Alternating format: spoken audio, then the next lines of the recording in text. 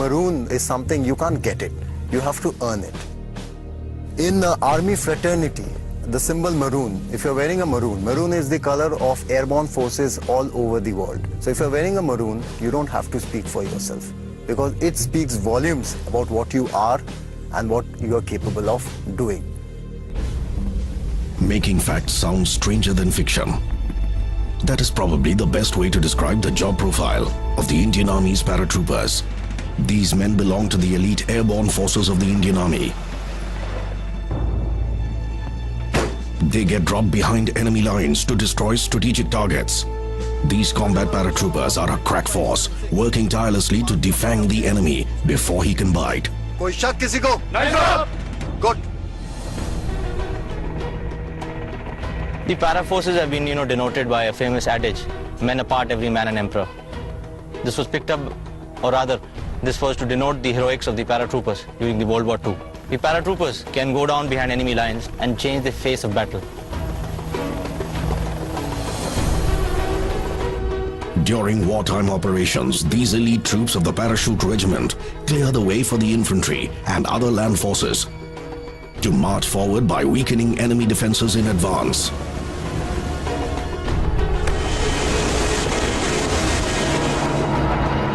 Paratroopers can operate at any time of the day or night. Most of their operations are clandestine in nature. These airborne forces have played a pivotal role during all the wars fought by the Indian Army.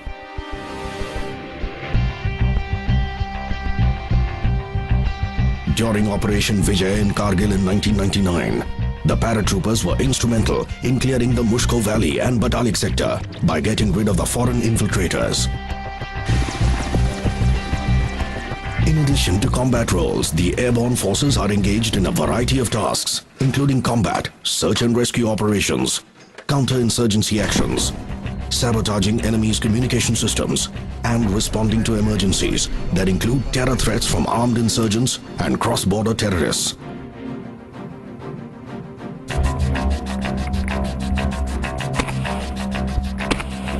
The paratroopers, which are a part of the Indian Army's airborne forces, are ready action troops. These are inserted in action zones using various means, including heli-borne insertions, slithering, ground vehicles, and military freefall techniques like HALO, that is high altitude low opening, and HAHO, meaning high altitude high opening. These techniques are used by paratroopers to deliver personnel, equipment, and supplies from a transport aircraft with little or no enemy detection. The paratroopers are highly self-sufficient and capable of lifting and airdropping weapons and vehicles straight into the scene of action. An artillery element is integral to these airborne warriors who carry Indian light field gun as part of their arsenal.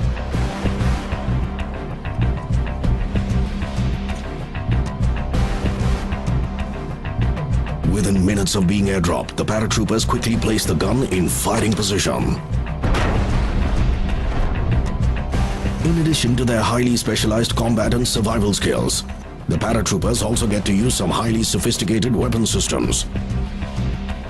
Armed with advanced GPS-based navigation equipment, including GPS watches, radio and satellite communication sets, the Indian Army paratroopers count amongst some of the best airborne forces in the world. How does the Indian Army get hold of these men? Men who know no fear, men who can attack with the stealth of a cheetah, and men who take pride in living under the shadow of death 24/7. Paratroopers, both men and officers, are elite and special. And they've got to be very physically and mentally tough. All these paratroopers are volunteers. 431F, Southern Dash Nagar, sir! That is, they become paratroopers out of their own choice. In the academy, there were officers from the Parachute Regiment, and I always considered them as a role model. Something told me that they are a little different from the others. To be considered fit for wearing the maroon beret, a soldier has to be comparatively young, physically fit, mentally tough, intelligent and motivated, with an ability to innovate. Officers from all the arms and services can join the Parachute Regiment. All paratroopers compulsorily go through a 90-day probationary period, during which they are subjected to a wide range of physical and mental endurance tests. These include advanced battle proficiency tests, speed marches, and route marches up to 70 kilometers at one go. Route march, as the saying in army goes, it's all mental. When you're running a route march with 22 kilos of weight and you're running for 60 odd kilometers, then it is bound to happen that your ankles give out, your knee gives out. There is a tussle going on between your mind and your heart that should you give up or should you not.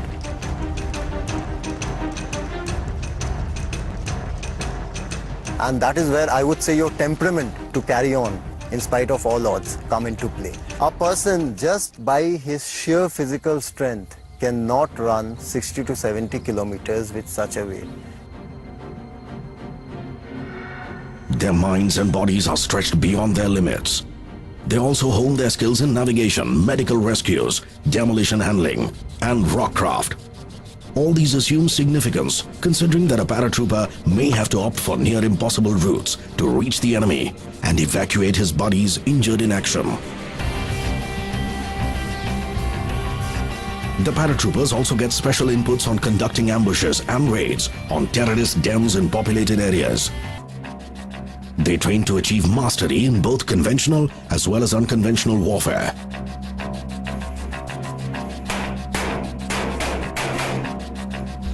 Not everyone manages to clear the probation period. The average rejection rate hovers between 70% and 80%. The ones who fail to impress their instructors are repatriated to their parent units. Only those found up to the mark are sent for special para-training. These men also go through highly specialized training modules at various other army institutions in India. The Indian Air Force's Paratroopers Training School, or PTS, in Agra, in North India, is one such institution.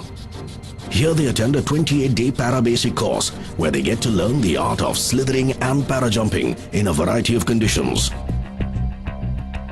They also attend a compact free-fall course with and without oxygen systems.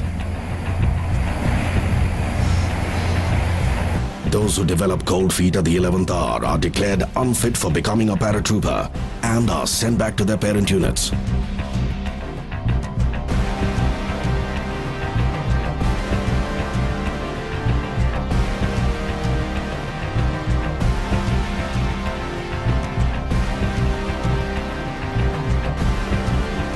To qualify for wearing these para wings and the maroon beret, each of the trainees must make 5 successful static line para jumps from various heights.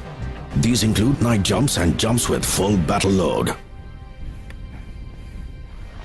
Since these airborne forces work in comparatively smaller teams, the paratroopers must have loads of empathy for their buddies and also possess superior leadership qualities. We need to gel with our troops. Only if we can gel with them, they will listen to me. So basically it's gaining their trust and making them believe that yes, I can lead you into a successful operation. The airborne brotherhood, cutting across arms and services, the color of your lanyard, we all are brothers. So this is well known in our army that the airborne is one.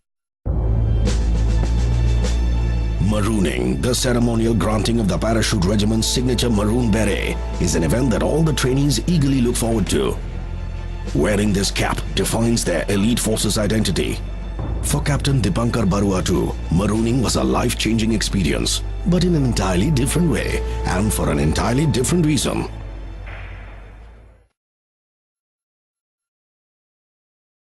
Initially when they told me that I didn't make it, I was very disappointed. Whatever I have seen of you, you are a very good officer. Okay, you have performed quite okay in your probation. But after speaking to people, I think there is some shortcoming, you didn't gel with the team. So it doesn't matter. Look after yourself, take care. Now you go back to your parent battalion. So take care and wish you all the best for your career ahead in the army. When Captain Shiv Shankar was taking me out and maybe I was to board the gypsy and go to the railway station, this feeling was going on inside me that am I not capable enough? Superiors do play such pranks from time to time. After all, shocks and surprises are integral to a paratrooper's life. Captain Aswal came and told me that I didn't clear my mess bill. And what about your mess bill? Have you cleared it? No, sir. Please come along and clear your mess bill first. It was like a last nail in the coffin that once you're not selected and then you're again going back to clear your mess bill. But then when I went inside, to my shock and surprise, people were waiting holding that maroon beret, and it was like, I've done it. Chalo. Adios, congratulations. So, go ahead with the In the tradition. true paratrooper tradition, Captain Dipankar is made to wear his maroon beret dipped in his drink. Yes, his drink. Everything's smart now. Without this, his baptism into the airborne forces remains incomplete.